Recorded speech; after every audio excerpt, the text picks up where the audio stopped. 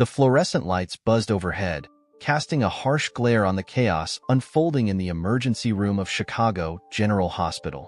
Dr. Maya Carter, a skilled African-American physician, navigated the frenetic environment with purpose, her heart racing as she caught wind of a critical patient being wheeled in. "Car accident, severe trauma, GCS of 7, the nurse shouted, urgency lacing every syllable as they pushed the gurney through the sliding doors. Maya inhaled deeply, her clinical instincts snapping into focus. She moved swiftly to the trauma bay, her mind already racing through potential interventions. "What do we know about the patient?" she asked, her voice steady despite the adrenaline coursing through her veins. 23-year-old male, multiple fractures, possible internal bleeding, the nurse replied, prepping the equipment with practiced efficiency. As the team gathered, Maya could see the streaks of blood on the gurney, the young man's face pale and lifeless. "Let's get him stabilized," she commanded, her voice cutting through the din. "We need to intubate and start 2 large-bore IVs." Just then, Dr. William Hayes, the attending physician and a veteran of the emergency room, strode in with an air of authority that set Maya on edge. He was a tall, seasoned white doctor, whose mere presence often overshadowed her contributions, and she felt the familiar pang of dismissal creep in. "All right, team, let's move," Hayes barked, immediately taking charge. "We'll start with a rapid sequence intubation. Get the medications ready." Maya's pulse quickened, a mixture of frustration and determination igniting within her. "Dr. Hayes, if we can stabilize the blood pressure first, we might have a better chance during intubation," she suggested, her voice firm. He turned to her, a brow raised in disbelief. "Maya, I appreciate your input, but I've been doing this a lot longer than you have. We need to move quickly here." The dismissive tone stung, and Maya clenched her fists at her sides, willing herself to remain calm.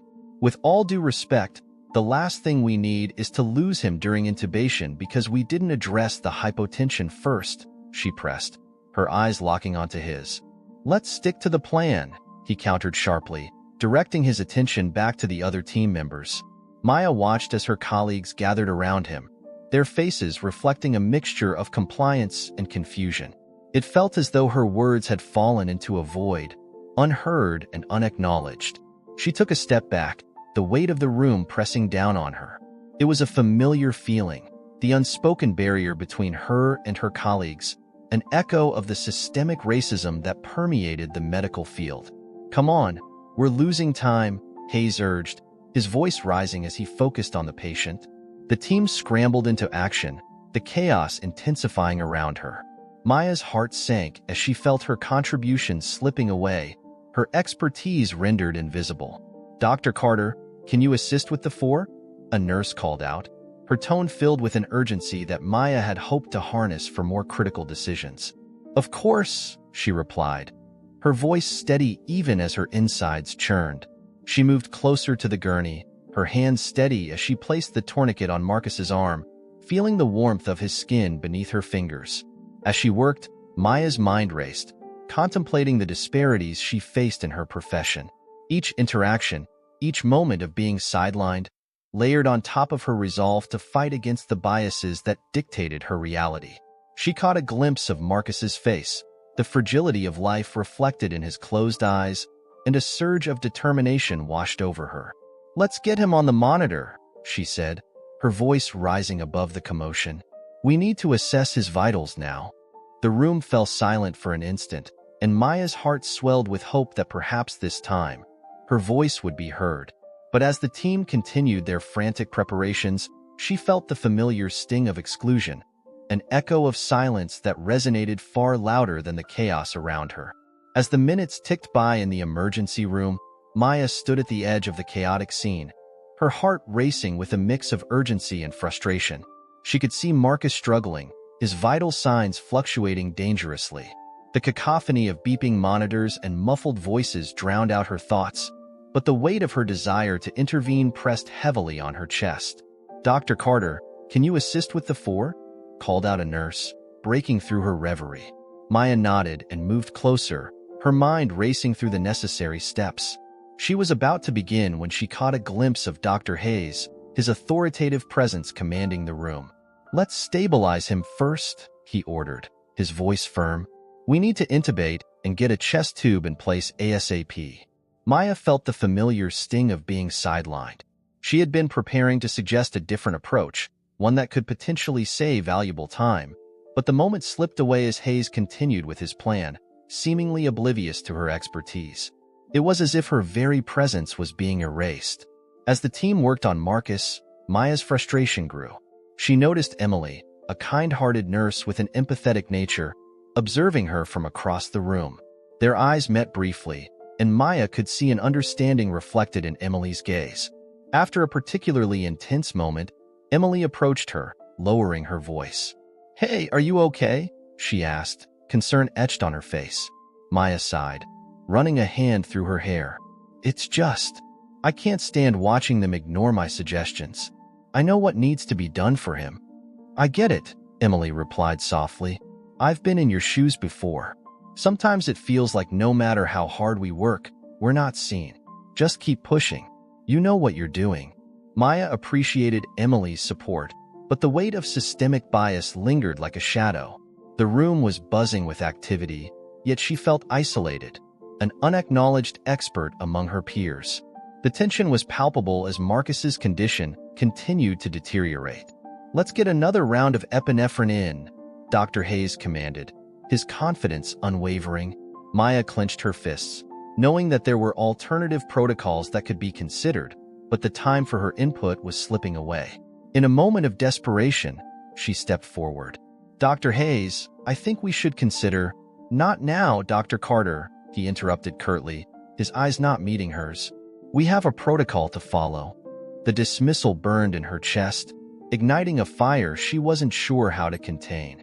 She watched helplessly as the team continued their efforts, feeling the urge to fight back against the tide of ignorance and bias that suffocated her voice.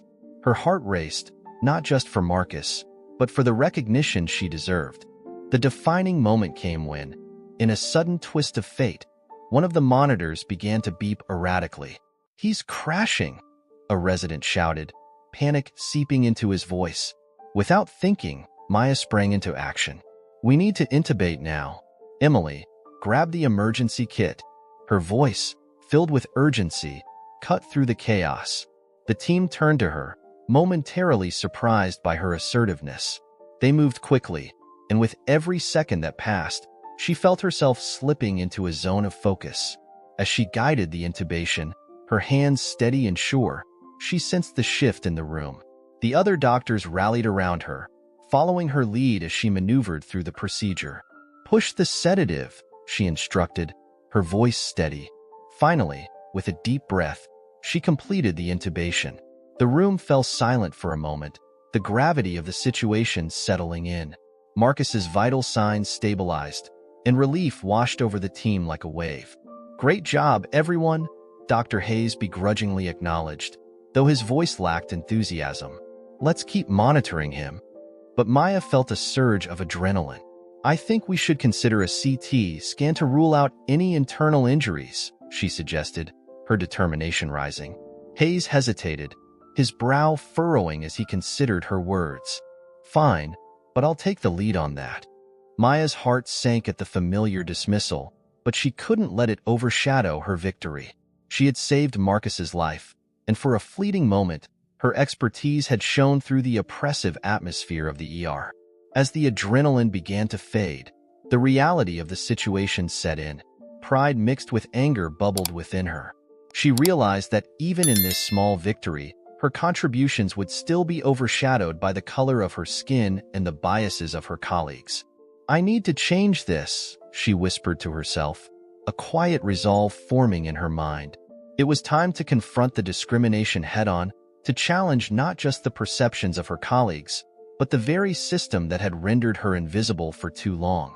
Maya stood outside the staff lounge, her heart racing as she gathered her thoughts. The fluorescent lights overhead buzzed, casting a harsh glare on the linoleum floor, but she could hardly notice. She focused on the door in front of her, knowing that beyond it lay the man who had consistently undermined her efforts.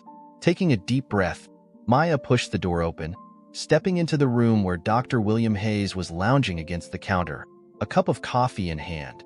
"Maya, what can I do for you?" he asked, his tone casual, almost dismissive. The nonchalance in his voice only fueled her resolve. "It's time we talked about what happened during the resuscitation," she began, her voice steady despite the storm brewing inside her. "Sure, but I think we did a pretty good job," he replied, a smirk playing on his lips. "You know, it's a team effort. I wouldn't read too much into it." Maya felt her frustration bubbling to the surface. "William, I need you to acknowledge my contributions. I led that procedure, and you know it. I'm tired of being sidelined because of my race and gender." He chuckled lightly, shaking his head. "You're overreacting. This is a meritocracy. If you do good work, it'll be recognized." "Meritocracy?" Maya echoed, incredulous. "Let's talk about what that really means in a system that has systematically overlooked individuals like me. It's not just about the work, it's about how you perceive it." His expression hardened slightly, but he waved her concerns away. "I think you're reading too much into this. You're a talented physician, but you need to learn how to navigate the hierarchy. It's not personal, it's just how things are." "Things shouldn't be this way," Maya shot back, her voice rising with passion. "If we want to truly save lives, we need to create an environment where everyone's voice is heard, not just the loudest one in the room." Maya turned on her heel, determined to find allies who understood her struggle. As she stepped out of the lounge, she spotted Emily, the compassionate nurse who had offered her support earlier. Emily was sorting through charts at the nurse's station, her brow furrowed in concentration. "Maya, are you okay?" Emily asked, concern etched on her face as she approached. "No, not really. I just confronted Dr. Hayes about my contributions, but he brushed me off like I was being dramatic." Emily sighed, crossing her arms. "I've been there. It can be so disheartening. You're not alone in this. Many of us have faced similar challenges." "Maybe it's time we do something about it," Maya suggested, her mind racing with possibilities. "What if we formed a coalition of diverse doctors and nurses? We could advocate for equity and inclusion in our workplace." Emily's eyes brightened. "That's a fantastic idea. I know a few others who have experienced the same bias. We could gather stories, share our experiences. It's time for a change." Maya felt a spark of hope igniting within her. "Let's meet tomorrow. We can brainstorm ideas and figure out our next steps." The following day, a small group of doctors and nurses gathered in a conference room, their faces filled with determination. Maya led the discussion, laying out her vision for a coalition that would stand up against systemic discrimination within the hospital. "We all know how this environment can stifle our voices," Maya began, her tone earnest. "But together, we can amplify them. We need to demand recognition for our skills and contributions, regardless of our backgrounds." Dr. Chun, a soft-spoken intern, nodded in agreement. "I've experienced bias too. It's frustrating to see my ideas dismissed because of who I am." "Exactly," Maya replied, glancing around the room. "We need to document our experiences and present them to hospital administration. They can't ignore a united front." As the meeting progressed, ideas flowed freely, and Maya felt a sense of empowerment enveloping the room. They discussed strategies for approaching hospital administration, emphasizing the need for accountability and systemic change. However, when the time came for the group to meet with the administrators, Maya couldn't shake the feeling of apprehension. She knew that they would face resistance. As she entered the boardroom, anticipation crackled in the air. The administrators, mostly white and clad in formal attire, greeted them with polite nods, but Maya sensed their discomfort. "Thank you for coming," the head administrator, Mr. Johnson, said, his voice lacking warmth. "We're here to discuss performance metrics and patient outcomes." Maya cleared her throat, ready to steer the conversation toward the real issues at hand. "With all due respect, Mr. Johnson, we're here to address systemic biases that impact not only our professional growth but ultimately patient care." A murmur of surprise rippled through the room, but the administrators quickly regained their composure. "We prefer to focus on performance metrics. The hospital is committed to excellence based on merit," Mr. Johnson reiterated, his tone dismissive. But that's the problem, Maya countered, her frustration boiling over. Merit doesn't exist in a vacuum. It's influenced by the biases and perceptions of those in power. We can't ignore that. The air grew thick with tension, and Maya felt the weight of her colleagues' gaze on her. Despite the resistance, she knew that this was only the beginning of a long fight. The echoes of silence that had hung over their experiences were finally being challenged, and she was determined to be the voice that broke through. Maya sat in the small, dimly lit break room, her laptop open in front of her. The fluorescent lights hummed overhead, and the scent of stale coffee lingered in the air. She had gathered her notes, a collection of experiences and data that painted a stark picture of the systemic bias she had faced in the emergency room. As she typed, her fingers flew over the keys, documenting not just her own struggles, but those of her colleagues as well. The words flowed as she relayed stories of overlooked expertise, of moments when their contributions were dismissed simply because of the color of their skin or the names on their badges. "Hey, Maya!" A familiar voice broke through her concentration. It was Emily, the nurse who had offered her support earlier. She leaned against the doorframe, arms crossed, her expression a mix of concern and curiosity. "What are you working on?" Maya took a deep breath, glancing up. "I'm compiling evidence of the bias we've faced in the ER.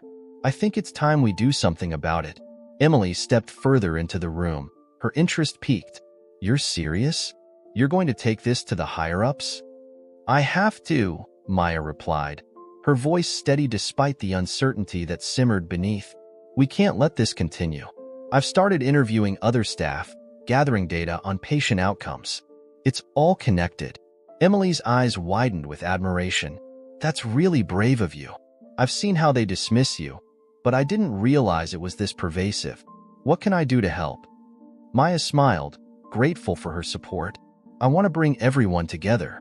If we can unite our voices, it'll be harder for them to ignore us." As the days passed, Maya's determination only intensified. She organized meetings in secret, reaching out to other marginalized doctors and nurses throughout the hospital. They shared their stories, their frustrations, and their hopes for change. Each meeting solidified their bond, transforming individual pain into collective strength. Together, they created a plan to document their findings, aiming to present a united front against the systemic racism embedded in their workplace. "Look," Maya said one evening as they gathered around a large conference table in an unused meeting room, dimly lit by a solitary overhead lamp. "We're not just fighting for ourselves. We're fighting for every medical professional who feels silenced and for every patient who deserves equitable care. I believe in this," a young resident named Amir spoke, his voice rising with conviction. "We've got to make them see us, hear us. Our experiences matter." Maya nodded, feeling a swell of hope. Their determination was palpable, and she could sense the tide beginning to turn. They spent hours discussing strategies, meticulously piecing together evidence that revealed the impact of bias on patient care. Just when they thought they were gaining momentum, Dr. Hayes cornered Maya in the hallway one afternoon. His expression was stern, and for a moment, she felt a chill wash over her. "Maya," he began, his tone low and threatening, "I've heard some whispers about your little meetings. I strongly advise you to reconsider your approach. You don't want to rock the boat." Maya stood her ground, her heart racing but her gaze unwavering. "I'm not afraid of the truth, Dr. Hayes. I'm not going to stay silent while you and others continue to undermine us." He scoffed, stepping closer, his voice dropping further. "You think you're going to change anything? People like you don't get to dictate how things run around here. You'll only hurt your career." "By speaking the truth," she shot back, anger igniting in her chest. "If that's what it takes, then so be it. I won't let fear hold me back any longer." Dr. Hayes' expression hardened, but Maya felt a surge of adrenaline. His intimidation tactics only strengthened her resolve.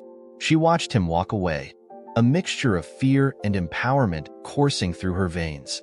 She knew she was standing at a precipice, and though the path ahead was fraught with uncertainty, she was no longer willing to let it deter her. Later that evening, as she returned to her makeshift team, Maya shared the encounter. "He thinks he can intimidate me into silence," she said, her voice steady but her heart racing. but I refused to back down. The group rallied around her, their solidarity a warm embrace in the face of adversity. "We're with you, Maya," Emily affirmed, and the others echoed her sentiment. "Together, we'll make sure our voices are heard." With renewed vigor, they continued their work, their stories intertwining into a powerful narrative of resilience and determination.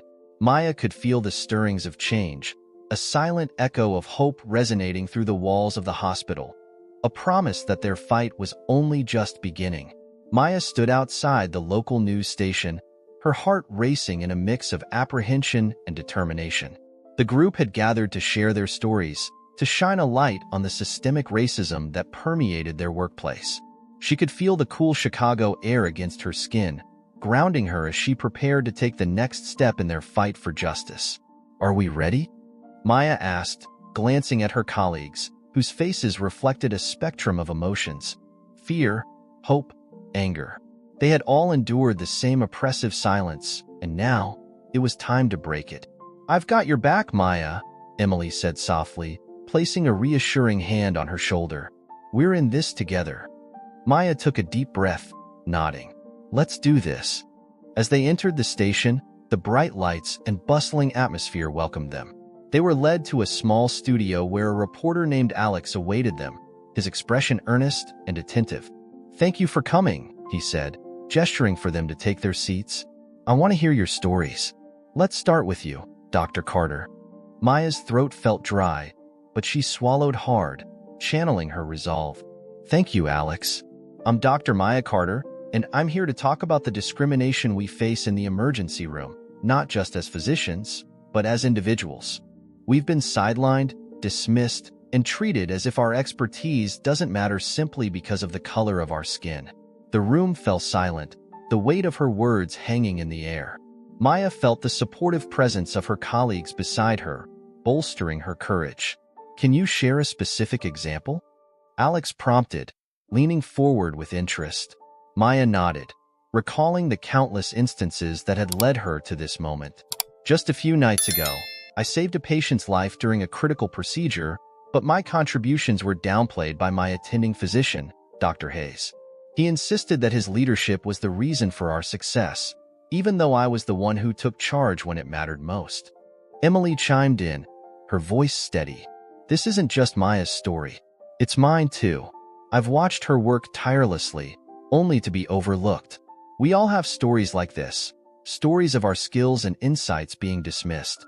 The reporter nodded, clearly moved. "And why do you think this happens?" Maya leaned forward, her gaze intense. "Because of systemic racism in our profession. The belief that people of color can't excel at the same level as our white colleagues has permeated the culture of our hospital. It creates an environment where we are expected to be grateful for our positions rather than recognized for our capabilities."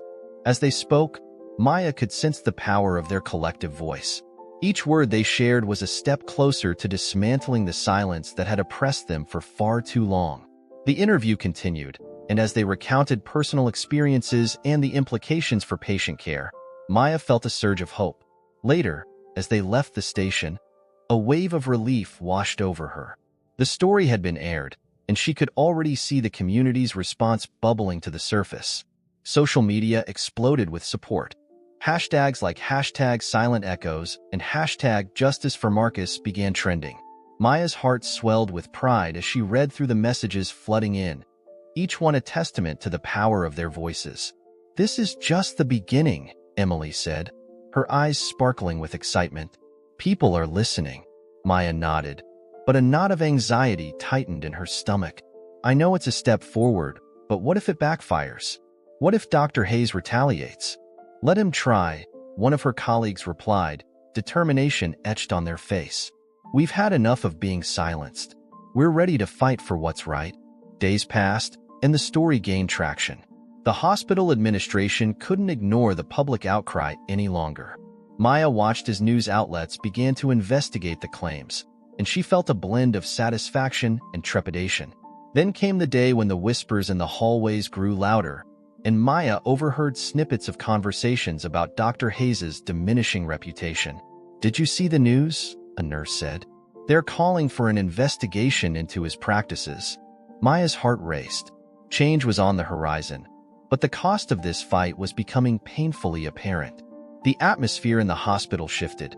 Colleagues who had once been indifferent now eyed her with a mix of admiration and apprehension. She was becoming a symbol of resistance, but with that came the weight of expectation. "Are you okay?" Emily asked, noticing Maya's distant expression during a break. "You seem preoccupied." "I'm just thinking about what comes next," Maya admitted.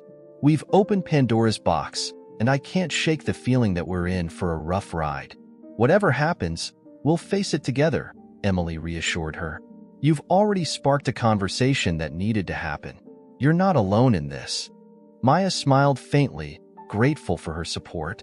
As she looked around the emergency room, she realized that the echoes of their silence had finally begun to fade, replaced by the sound of voices rising in unison. They would fight for justice, not just for themselves, but for every marginalized voice that had been silenced. Maya stood at the front of the boardroom, her heart racing as she faced the panel of hospital administrators. The air was thick with tension, and the weight of expectation bore down on her. She had meticulously prepared for this moment, gathering data, testimonials, and evidence of the systemic bias that plagued the emergency room. Her colleagues, once silent like echoes in the background, now sat on the edges of their seats, their eyes fixed on her, silently urging her to make their voices heard.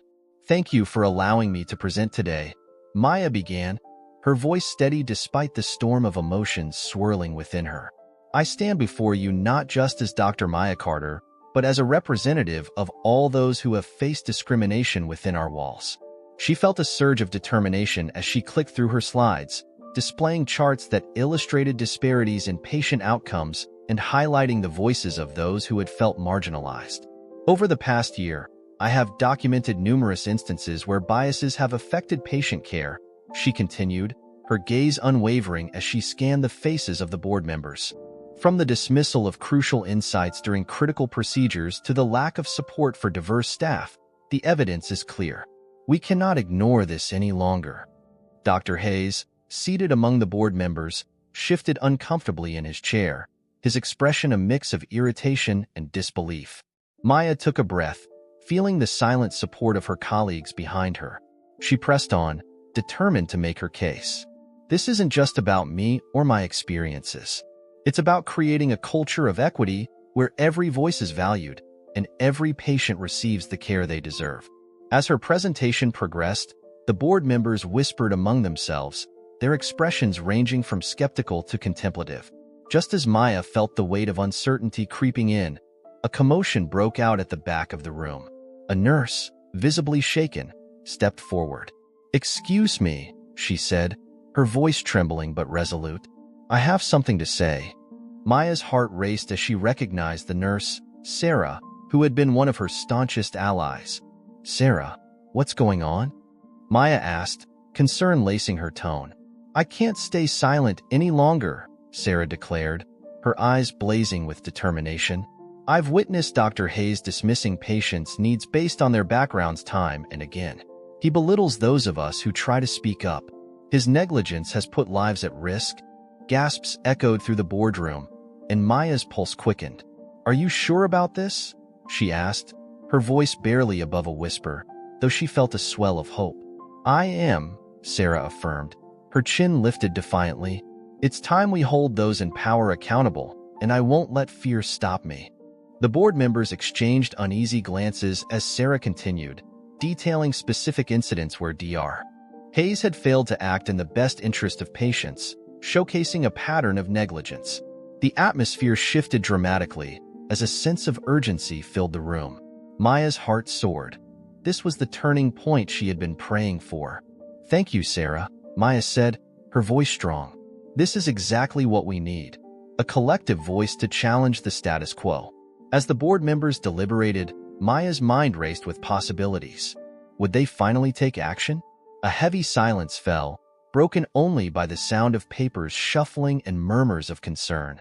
Just when it seemed like the conversation might stall, one of the board members, a stern woman with decades of experience, stood up. "Given the severity of these allegations," she began, her voice firm, "we cannot overlook them. I propose we suspend Dr. Hayes pending an investigation. Maya's heart leaped.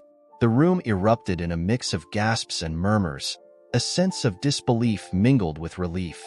Dr. Hayes's face turned pale, his composure unraveling as the gravity of the situation sank in. And, the board member continued, I believe it's time we establish a diversity initiative, led by Dr. Carter, to address these systemic issues within our institution. Maya felt a rush of emotions, relief, pride, and a sense of vindication. As she stood before her colleagues, she realized this victory was not just for herself, but for every person who had ever felt silenced in this institution. The echoes of their struggles, once silent, now reverberated through the room, creating a symphony of hope and change. Thank you, Maya said, her voice breaking slightly as she fought back tears. This is just the beginning. Together, we can create a hospital where everyone feels seen, heard, and valued. As the meeting adjourned, Maya felt the weight of her journey lift. She had fought not just for justice, but for the promise of a better future. A future where silence would no longer echo in the halls of the hospital.